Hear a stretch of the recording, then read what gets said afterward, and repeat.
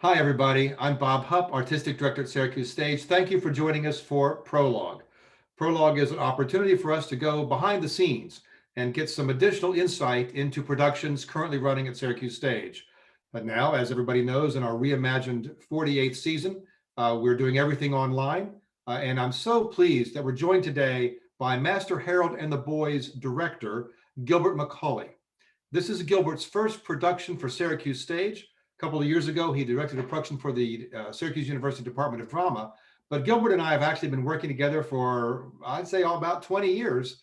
And so I'm thrilled that Gilbert has joined us, and you get to experience Gilbert's work as a director in Master Harold.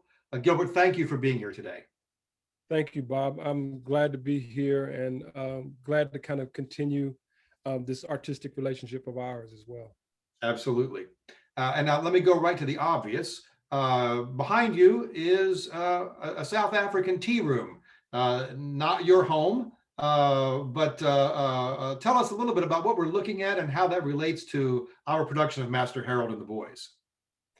Well, the play takes place in 1950 in St. George's Park Tea Room, and it was actually the tea room that Fugard's parents owned.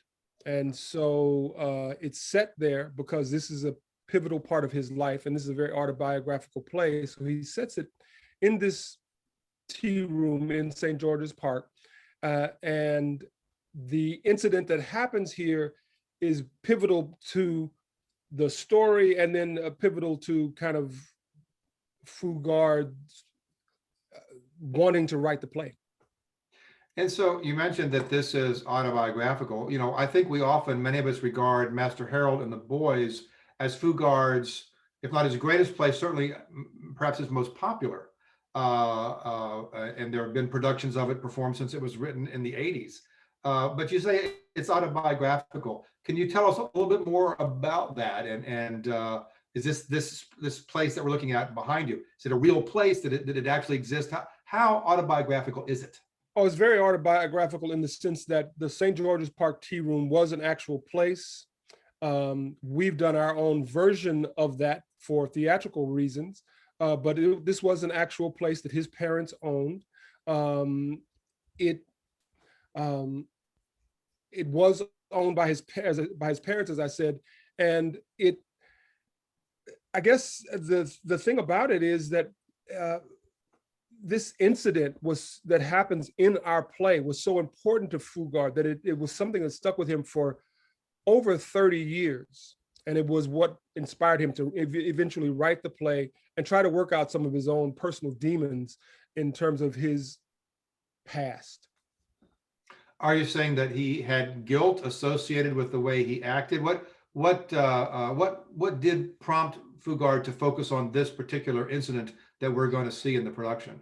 Well, in the play actually deals, like I said, with real characters from his life. So the character Sam Samela was an actual man who worked at his parents' tea room. He actually had an incident with Sam that caused him to later on in his life feel a great deal of guilt and want to go back and kind of apologize to Sam. The apology actually never happened due to the death of Sam Samela before Fugard could reach him. Our dramaturg told us a story about how that all actually played out. Once Fugard had written the play, he wanted it to actually be an apology to the original Sam Samela. And so he did a great deal of work to try to find Sam. It took him a couple of years. When he finally found Sam, he wanted to bring him to a production of the show that was taking place in South Africa. And when the folks arrived to pick Sam up, he had passed away a couple of days prior. And so it was really it was kind of devastating to Fugard because he actually never got to make an apology about something that he carried with him for most of his life and felt really badly about. You know, this play obviously is framed in the context of apartheid. Yes. And everything that happens to these characters happens in that framework. which makes it even more remarkable that the play, to me, as I watch it, is not just revelatory about the relationship between Black and white South Africans, but also there seems to be a real sort of father-son component to Fugard's play. Is that accurate? Am I reading that correctly? No, I think you're getting part of it because in real life, the characters in the play were almost, I can't really say friends because of the nature of the structure of society in the 50s in South Africa. But they were the people who were closest to him. And so they actually had Sam Samela and Willie Malopo, who worked for his parents, actually were the people he was closest to in his life at that time. He didn't have a lot of friends. And so Sam, at one point, he even says in his biography or his memoirs that Sam was his best friend. Hmm. But you qualify and I think the father relationship, but I think the father part of that relationship is that also his father was to some degree absent. And just like he is in this play. I mean, this play is Sam and Willie and Hallie, and the father and the mother, but particularly the father, loom large, even though we never meet them. Right. Yes, and I think that it is so much about relationships. It's about the relationships that Hallie has with the people who work for his parents. It is about his relationships with his parents. And I think Fugard is trying to tell us something about the nature of the structure of society in South Africa at that time by looking at it on the relationship level. So rather than trying to deal with it on the larger political macro level, he tries to deal with it on this micro level, which is really about relationships and how human beings actually have to deal with the repercussions of a society that's structured on white supremacy, basically, and how that affects not just the quote unquote oppressed, but everyone in that society. So working with your actors and with three amazing actors in this production, as a director, how do you approach that work with contemporary American actors? How do you begin to unpack the framing and context of Fugard's play, and how do you approach that work? Did you bring in folks to help with that process, to understand what's the context for how you help actors working today understand the world of 1950s South Africa? Well, one thing was very important was on this project was to have a dramaturg. And we were very fortunate to have Greg Holman as our dramaturg. He is a South African artist, playwright, director, and his presence in this process was just invaluable. He was able to help us to help the actors to understand much more deeply the context of every aspect of what they were doing on stage, which I think helps to bring more life to their performances. But knowing the world of this play was very, very important. And so part of even the reason why I had the picture of the tea room up behind me was because the world of this play is really actually the most important thing. It's understanding that there are a lot of things that are affecting these characters that make them act in the way that they do. And understanding that from a 1950s perspective, because you have to understand, this play was written in the 80s, but he was looking back at 1950s South Africa. So even then he was dealing with things that had already changed. And he was trying to look at those changes through the eyes of these people who he was very close to. You also have to understand that Fugard was very interested in writing about the specific in order to get to the universal. He deals with certain regions of South Africa very specifically, especially this one because this is where he's from. He deals with it particularly in a regional, from a regional perspective. And I, having read the play, having seen the play before, didn't recognize all those little nuances that had to do with the regional specificity of the play that helped the actors then, as I said, bring it to life even more. We were also very fortunate in that one of the actors was actually from Port Elizabeth, South Africa. So we had a dramaturg kind of off stage, and we had a dramaturg on stage in a way, somebody who really understood where the play lived. And so it was because of them we were able to help the play live with everybody and make it, I think, a much better production because of that specificity. And also to help with that, being very specific, you also had a dialect coach involved in the project. We had, oh yes, we had a dialect coach, a really good dialect coach who came in and worked with the actors. And so between the dramaturg, the dialect coach, and the actor who was actually, who was from the region, who could help out, I think we were able to do a lot with regard to that as well. And it does take a village to produce a play, and one of the advantages of Zoom is that you can, because Greg, your dramaturg was in England the whole time, right? Yeah, he was in England the whole time, and so our dialect coach, I'm not sure. I believe she was in California, or I'm not sure. So that had to happen long distance as well via Zoom. But I think the challenges of working on Zoom on the production, there are kind of pluses and minuses in that, like you said, we wouldn't have been able to work with Greg had it not been for the fact that we could work with him via Zoom. And so that was a benefit. And also one of the sort of motifs of Master Harold and the Boys is the ballroom competition that really engages Sam and Willie. And they clearly, they're very invested, for better or worse, they're very invested. And I know that they're also, our own Tony Salentino was also very helpful in helping structure how that ballroom dancing that they practice throughout the play helps us learn about who these men are. Yeah, and Tony was really good about also understanding the story and the way in which the relationships in the play are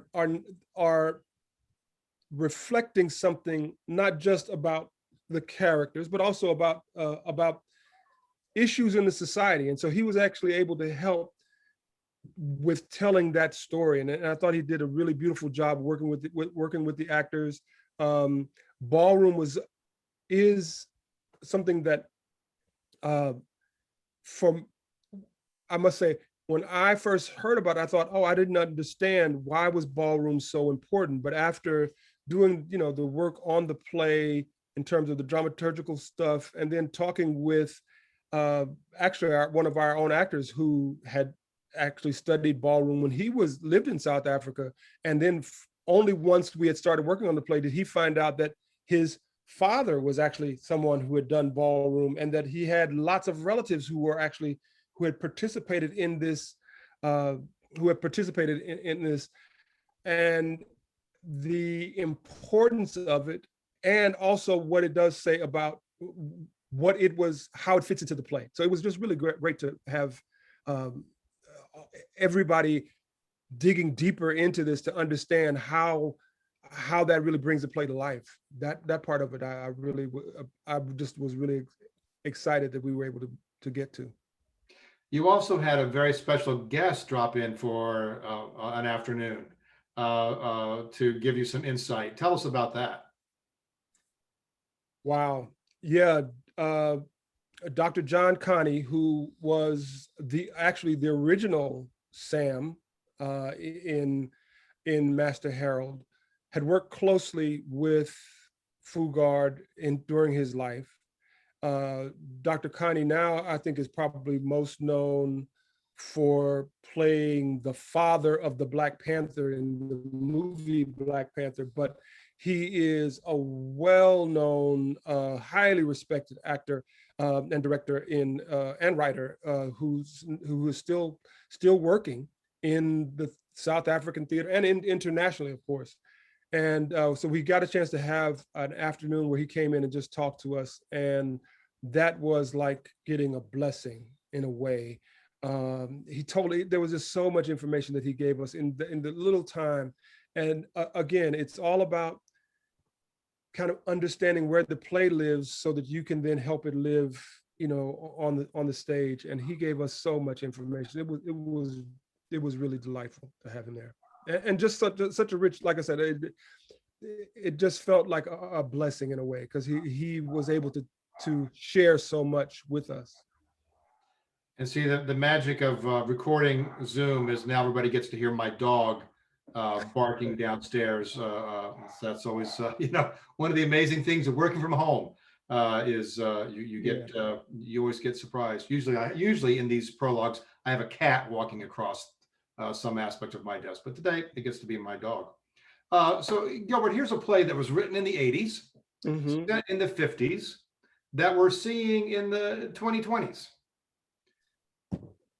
What do you think this play has to say to audiences who are watching the play here today in Central New York? Well, you and I had a conversation when you first asked me about doing the play, and I kind of asked you, why now? Why this play? Why now? We had a great conversation about it, and as I thought about it, the thing that I feel like it does have to say to now is that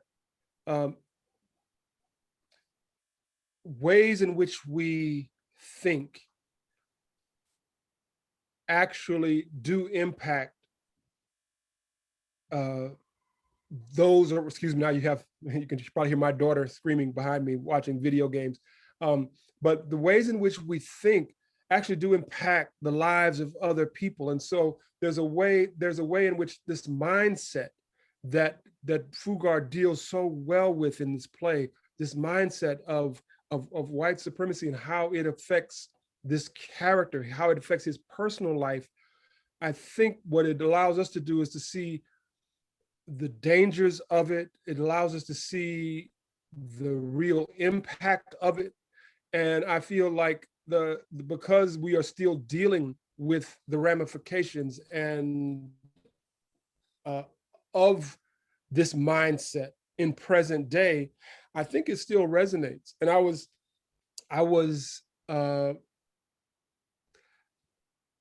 surprised that the play resonates so strongly even now.